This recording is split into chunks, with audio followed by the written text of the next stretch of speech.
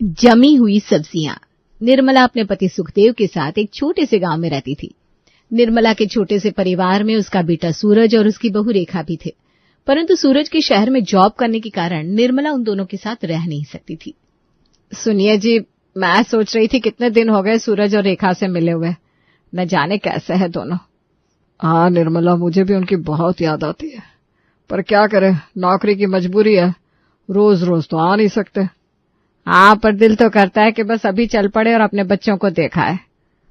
वैसे इस बार होली पर आने की बात तो कर रहे थे, पर अभी तक कोई खबर नहीं आई। होली तो अभी दूर है। हाँ, पर इस उम्र में हमारे लिए बार बार सफर करना भी आसान नहीं है। तुम चाहो तो इस बार अकेली मिलकर आ जाओ बहू बेटे से। मैं अकेली? हाँ, क्या दिक्कत है, तुम्हारा मन भी लग जाएगा और बहू बेटे से मिल भी लोगी। हाँ, बात तो आपकी ठीक है। सूरज से भी अच्छी तरह बात कर लेना, देखना कोई परेशानी तो नहीं है उन्हें।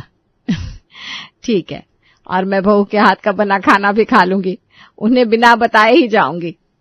अरे पर फोन करके पता तो कर लो कि वो घर पर है या नहीं। निर्मला फोन उठाती है और सूरज को कॉल करती है। हेलो बेटा सूरज। अरे माँ, कैसी हो? मैं ठीक हूँ बेटा, तू बता, तुम और रेखा कैसे हो? हम दोनों अच्छे हैं माँ, बस काम में थोड़ी भाग दौड़ लगी रहती है। हाँ बेटा, इसीलिए तो तुझसे मुलाकात नहीं हो पाती। माँ, मेरा और रेखा का भी दिल करता है आपसे मिलने का, पर क्या करूं, मुझे नौकरी से छुट्टी नहीं मिलती। हाँ बेटा, समझती हूँ। ठीक है माँ, मुझे ऑफिस के लिए निकलना है, बाद में बात करता हूँ। फोन कट जाता है। निर्मला अपने बेटे से बात करके बहुत खुश होती है। उधर रेखा अपने पति को टिफिन पैक करके देती है। वो जब भी खाना बनाती थी तब ज्यादा ही बन जाया करता, जिस वजह से वो खाना फ्रिज में रख दिया करती थी। फोन रखने के बाद निर्मला और सुखदेव बात करते हैं। देखा, सूरज भी कितना खुश हो गया मुझसे बात करके। अरे भैया, आखिर माँ से बात करके बेटा तो खुश होगा ही। अब जल्दी से तैयारी कर लो जाने की। हाँ, मैं बहू के लिए भी ना कुछ रख लूंगी। तुमने तो पूरा सामान तैयार कर लिया। हाँ, आखिर मैं अपने बहू बेटे से मिलने जा रही हूँ, खाली हाथ कैसे जाऊंगी। ठीक है भाई। इधर निर्मला अपने सफर की तैयारी में लग जाती है और उधर सुखदेव उसे देखकर मुस्कुराता है। यहाँ रेखा और सूरज को इस बारे में कुछ पता नहीं था। कुछ दिनों के बाद सुबह घर की घंटी बजती है। रेखा दरवाजा खोलती है तो हैरान रह जाती है। अरे माँ जी, आप? हाँ बहू, कैसी हो? मैं अच्छी हूँ, पर आप अचानक, आपने बताया भी नहीं कि आ रही हैं। अरे सोचा इस बार मैं सरप्राइज दे दूं। अच्छा किया माँ जी, आइए अंदर आइए। रेखा अपनी सास निर्मला को घर के अंदर ले जाती है और सोफे पर बिठाती है। अरे वाह, तुमने तो घर बहुत अच्छा सजा रखा है, बहुत साफ सुथरा और सुंदर लग रहा है। आपकी बहू हूं ना, तो घर भी आप ही की तरह रखना चाहिए ना। रेखा किचन में जाकर नाश्ता गर्म करने लगती है। उधर निर्मला सोफे पर बैठकर किचन में झांकती है। कुछ ही देर में रेखा ट्रे में गर्मा गर्म पराठे, अचार, दही, मीठा और चाय लेकर आती है। माँ जी, सुबह सुबह इतनी दूर से आई है, पहले नाश्ता कर लीजिए। वाह बहू, इतनी जल्दी इतना बढ़िया नाश्ता। आप मेरी सासू माँ हैं, आपको अच्छा खिलाना मेरा फर्ज बनता है। अरे, ये तो एकदम घर जैसा स्वाद है, बिल्कुल मेरी बनाई रोटियों जैसा। माँ जी, मैंने आपसे ही तो सीखा है। जब शादी के बाद पहली बार गांव आई थी तब आपने जो सिखाया था वही अब तक याद है। बहुत अच्छी बहू है मेरी। इसी बीच सूरज ब्रीफकेस लेकर बाहर आता है और ऑफिस जाने की जल्दी में होता है। सूरज अपनी माँ को देखकर चौंक जाता है। अरे माँ, आप यहाँ? हाँ, सरप्राइज देने आई हूँ तुझे। वाह माँ, ये तो बहुत अच्छा किया आपने। अब कुछ दिन हमारे साथ रहेंगी ना? हाँ, कोशिश करूंगी। वैसे भी बहू कितना अच्छा घर संभाल रही है। हाँ माँ, रेखा बहुत समझदार और मेहनती है।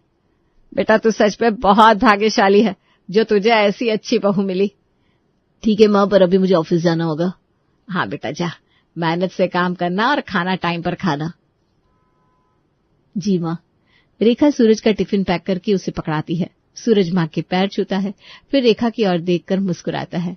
सूरज के जाने के बाद निर्मला रेखा से कहती है, बहू तू सच में बहुत अच्छी है। मेरा मन तो बहुत था रुकने का, पर आज ही शाम को निकलना होगा। माँ जी, ये सब तो मेरा फर्ज है, पर आप रुक जाती तो मुझे अच्छा लगता। हाँ, लेकिन हर कोई अपने फर्ज को इतने प्यार से नहीं निभाता। मुझे बहुत खुशी है कि तू मेरी बहू है। निर्मला अपनी बहू से बातें करके थोड़ी देर बाद अपनी पड़ोसन आरती और चित्रा के पास जाती है और अपनी बहू रेखा की बहुत तारीफ करती है। अरे निर्मला, तू यहाँ कब आई? हाँ भाई, कोई खबर भी नहीं दी। बस सरप्राइज देने आई थी। अपने बेटे बहू से मिलने का मन किया तो चली आई। अच्छा किया। आखिर बहू बेटे से मिले भी कितने दिन हो गए थे। बता, सब कैसे वहाँ? बहुत अच्छे हैं। मेरी बहू रेखा तो जैसे घर की लक्ष्मी है। सुबह सुबह उठकर इतना अच्छा नाश्ता बनाया, फिर सूरज का टिफिन भी पैक किया। घर भी चमकता रहता है और सारा काम इतने अच्छे से संभालती है कि बस देखने लायक है। सच, आजकल की बहू में तो ऐसा देखने को ही नहीं मिलता। हमारी बहुएं तो जरा सा काम कह दो तो 2 बहाने बनाने लगती है। हाँ निर्मला, तेरे तो भाग्य खुल गए। हमारी बहुएं तो चाय बनाने में भी आलस करती हैं। अरे नहीं, सब बहुएं अलग अलग होती है। मैं तो बस इतना कहूंगी कि अगर हम प्यार और समझदारी से पेश आए तो बहुएं भी हमें अपनी माँ जैसा समझने लगती हैं।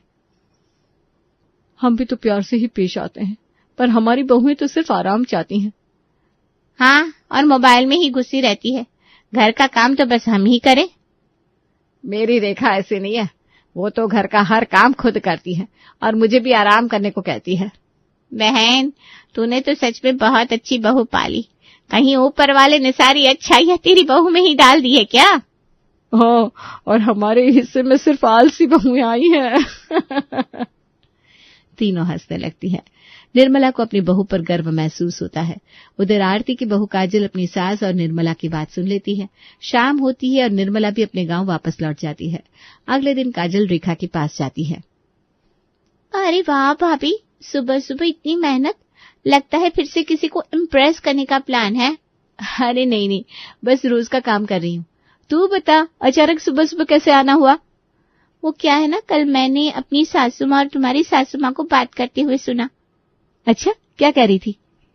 माँ जी तुम्हारी इतनी तारीफ कर रही थी कि मुझे तो जलन होने लगी। सच में? हाँ, उन्होंने कहा तुम कितनी अच्छी बहू हो, कितना अच्छा काम करती हो, सुबह सुबह सब कुछ झटपट तैयार कर देती हो। तो तारीफ हो रही थी मेरी। अरे मेरी सास तो मुझे घूर घूर कर देख रही थी, जैसे कह रही हूँ सीख कुछ रेखा से। अच्छा, फिर तूने क्या कहा? कुछ कहने की जरूरत ही नहीं पड़ी। मैंने सोचा सीधा तुझसे ही पूछ लूं, आखिर तेरा ये जादू कैसे चलता है भाई? इतनी जल्दी सब कुछ तैयार कैसे हो जाता है?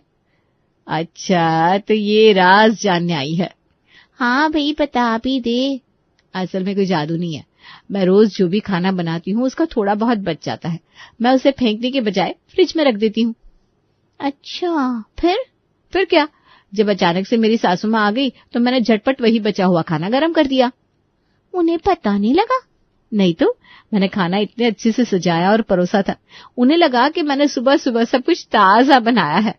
अरे वाह, तो तूने कुछ नया बनाया ही नहीं था? नहीं। देख, माँ जी इसी से कितनी खुश हो गई ना। भाभी, तुम तो कमाल निकली। मतलब मेहनत भी नहीं करनी पड़ी और सासू माँ को खुश भी कर दिया। हाँ, असली बात टाइम और स्मार्टनेस की होती है। ये तो बड़ा तगड़ा आइडिया है। लगता है मुझे भी सीखना पड़ेगा, नहीं तो मेरी सासू माँ मुझे तुम्हारी ही मिसाल देती रहेगी। अब तो तुझे भी स्मार्ट बहू बनना पड़ेगा। दोनों जोर जोर से हंसने लगती है और रेखा किचन में काजल को और भी छोटे छोटे घरेलू नुस्खे बताने लगती है। उधर ये बात रेखा की पड़ोसन रोशनी को भी पता चल जाती है। रोशनी भी रेखा से बात करने आती है। हेलो भाभी, कैसी हैं आप? मैं तो बिल्कुल ठीक हूँ, पर आप बड़ा परेशान लग रही हैं, क्या बात है? अब क्या बताऊं, सुबह सुबह मेरा और मेरे पति दोनों का ही ऑफिस रहता है। हाँ, तो इसमें परेशानी वाली क्या बात है? उन्हें टिफिन देने के कारण मुझे ऑफिस में लेट हो जाता है।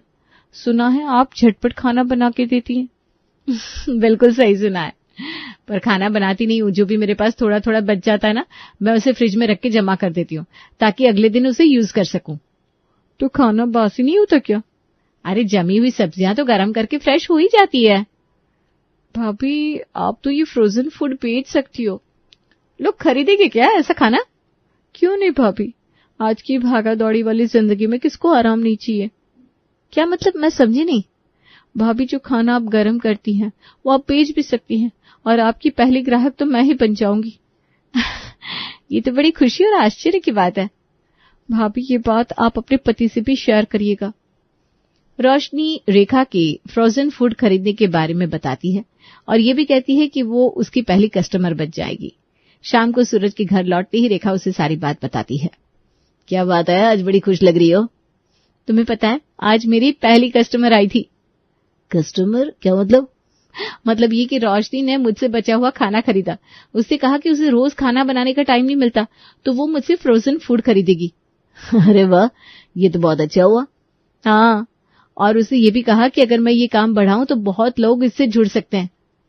हाँ, सही कह रही है, इससे खाना भी वेस्ट नहीं होगा और कुछ पैसे भी आ जाएंगे। तो फिर हम इसे साइड बिजनेस के तौर पर शुरू करें क्या? क्यों नहीं, मैं तो कहता हूँ इसे मैं अपने ऑफिस में भी शुरू कर देता हूँ। आपके ऑफिस में चलेगा ये काम? अरे वहां बहुत से लोग ऐसे हैं जो बाहर का खाना खाकर परेशान हो चुके हैं। अगर उन्हें घर जैसा खाना मिलेगा तो वो जरूर ऑर्डर देंगे। सच कह रहे हो? हाँ बिल्कुल, अब से हम सिर्फ अपने लिए नहीं बल्कि औरों के लिए भी खाना बनाएंगे। दोनों उत्साहित होकर इस नए बिजनेस पर चर्चा करने लगते हैं। अगले दिन सूरज अपने ऑफिस के दोस्त राम, करण और यश को ये बात बताता है और राम भी उससे खाना खरीदने को तैयार हो जाता है। अरे यार, रोज रोज ये होटल का खाना खाते खाते तंग आ गया हूँ। न स्वाद होता है न ताजगी। तो फिर घर का खाना क्यों नहीं लाते? अरे भाई, घर पर अकेला रहता हूँ, कभी कभी खुद बना लेता हूँ, पर रोज तो टाइम नहीं मिलता। तो फिर एक काम कर, मुझसे खाना खरीद ले। ए, तू खाना भी बेचता है क्या? क्यों, मतलब तू अब खाना बेचने लगा है? हाँ भाई, रेखा और मैंने मिलकर एक छोटा सा साइड बिजनेस शुरू किया है। कौन सा बिजनेस भाई? हम फ्रोजन फूड बेच रहे हैं, घर का बना, एकदम ताजा और हेल्दी। अरे वाह, ये तो बढ़िया आइडिया है। ये फ्रोजन फूड क्या होता है? देख, हर दिन जब रेखा खाना बनाती है तो थोड़ा एक्स्ट्रा बनाकर फ्रिज में स्टोर कर देती है। मतलब खाना फ्रेश तो रहता है ना? हाँ भाई, खाना तो फ्रेश ही होता है, बस जब खाना हो तो गर्म करके खाना है। खाने में स्वाद होता है। अरे इसका स्वाद भी बना रहता है और मेहनत भी नहीं करनी पड़ती। यार ये तो सच में कमाल का आइडिया है। यानी ताजा और घर का बना खाना, वो भी बिना झंझट के। बिल्कुल। और तुझे पता है, हमारी पहली कस्टमर हमारी पड़ोसन रोशनी थी। तो फिर भाई आज से मैं भी तेरा कस्टमर हूँ। सिर्फ राम नहीं, मैं और यश भी तेरे कस्टमर है। सच? हाँ भाई, आखिर होटल वाले खाने से तो अच्छा ही होगा। और वैसे भी दोस्त का बिजनेस है, सपोर्ट तो बनता है। तो तेरा आज से तुम लोगों का टिफिन मेरे घर से आएगा। सब हंसते लगते हैं और सूरज रेखा को फोन करके ये खबर सुनाता है। रेखा भी ये सुनकर बहुत खुश हो जाती है। ये सिलसिला तेजी से आगे बढ़ता है। अचानक सूरज के बॉस राजीव को ये बात पता चलती है। दोनों में कहासुनी होती है और सूरज गुस्से में जॉब छोड़ देता है। सूरज, मुझे तुमसे जरूरी बात करनी है। जी सर, कहिए। मुझे पता चला है तुम ऑफिस में अपना बिजनेस प्रमोट कर रहे हो, क्या ये सच है? जी सर, सच है, लेकिन इसमें गलत क्या है? मैं बस अपने कुछ साथियों को घर का बना अच्छा खाना ऑफर कर रहा हूँ। गलत ये है कि ये ऑफिस है, कोई मार्केट नहीं। यहाँ तुम अपने प्राइवेट बिजनेस की मार्केटिंग नहीं कर सकते। सर, मैं किसी पर जबरदस्ती नहीं कर रहा। जो लोग बाहर के खाने से परेशान हैं, वे खुद मुझसे खाना लेने को तैयार हैं। मुझे इससे फर्क नहीं पड़ता। अगर तुमने ये सब बंद नहीं किया तो मैं तुम्हें नौकरी से निकाल दूंगा। सर, अगर मेरी मेहनत और ईमानदारी आपको पसंद नहीं तो मुझे ये नौकरी रखने की जरूरत भी नहीं है। मैं खुद ही छोड़ देता हूँ। क्या मतलब, तुम सच में नौकरी छोड़ रहे हो? हाँ सर, क्योंकि अब मैं खुद का मालिक बनना चाहता हूँ और यह बिजनेस सिर्फ छोटा आइडिया नहीं, मेरा सपना है। सूरज बिना कोई और बहस किए ऑफिस छोड़ देता है। उसका और रेखा का फ्रोजन फूड बिजनेस अच्छा चल रहा था, लेकिन अचानक फूड पॉइजनिंग की अफवाह फैलने से सब कुछ ठप हो जाता है। इससे सूरज आर्थिक तंगी में आ जाता है और कई दिनों तक माता पिता को पैसे नहीं भेज पाता। चिंता में डूबे निर्मला और सुखदेव शहर आ जाते हैं, जहां सूरज उन्हें पूरी सच्चाई बताता है। माँ पापा, अफवाहों की वजह से मेरा बिजनेस ठप हो गया है। मैं कई दिनों से ना पैसे भेज पाया हूँ, ना ही कुछ संभाल पाया हूँ। बेटा, हमें तेरी परेशानी समझ में आती है, पर हर गलती से सीख मिलती है। अब वक्त आ गया है कि तुम अपनी गलती स्वीकार करो। बेटा, हम जानते हैं कि तुमने अपने फैसले पर भरोसा किया था, पर अब स्थिति ऐसी है कि राजीव सर से माफी मांगकर वापस नौकरी पाने की कोशिश करो। इससे न सिर्फ आर्थिक दबाव कम होगा बल्कि तेरा आत्मविश्वास भी वापस आ जाएगा। पर पापा, राजीव सर काफी नाराज थे।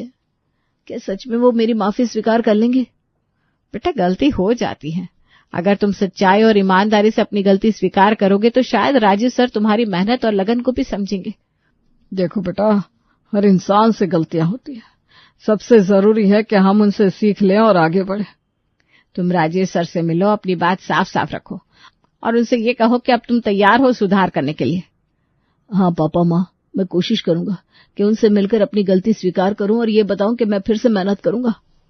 सूरज हिम्मत जुटाकर अपने ऑफिस में जाता है और अपने बॉस राजीव से बात करता है। सर, मुझे आपसे कुछ जरूरी बात करनी थी।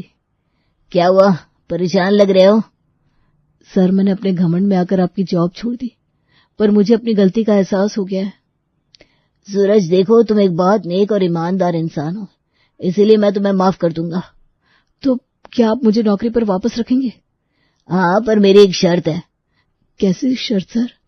आज के बाद तुम ऑफिस में अपना कोई भी पर्सनल बिजनेस प्रमोट नहीं करोगे और ऑफिस में ऑफिस का ही काम करोगे।